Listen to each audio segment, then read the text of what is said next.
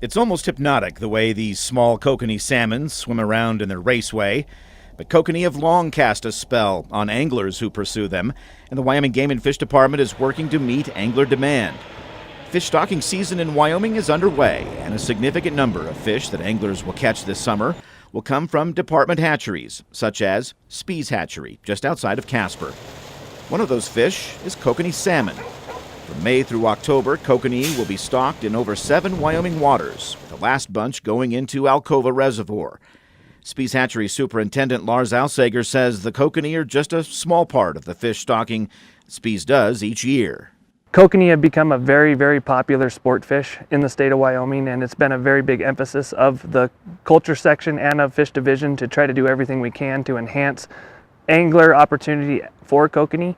And so part of that is we've been asked to step up our production levels of kokanee, and over the past 3 years we've really done so. This year we're doing about 375,000 kokanee out of Spees, and that's just a small piece of the puzzle when it comes to what the Wyoming Game and Fish Department is doing. Game and Fish will stock over 5 million fish statewide this year.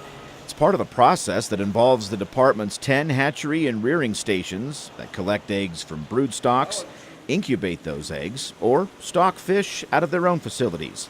For example, in most years, kokanee at Spees start out at Auburn Hatchery in western Wyoming as eggs collected from brood stocks that were later shipped to Spees. This year, the kokanee represent about 19% of the overall production at Spees, a facility that can produce as much as 1.9 million fish annually from as many as a dozen different species. On an annual basis, Spees stocks around 60 to 70 waters a year, and that is on a statewide approach. We stock in 6 of the 7 regions within the state, and we stock up to 11 or 12 different species throughout the year.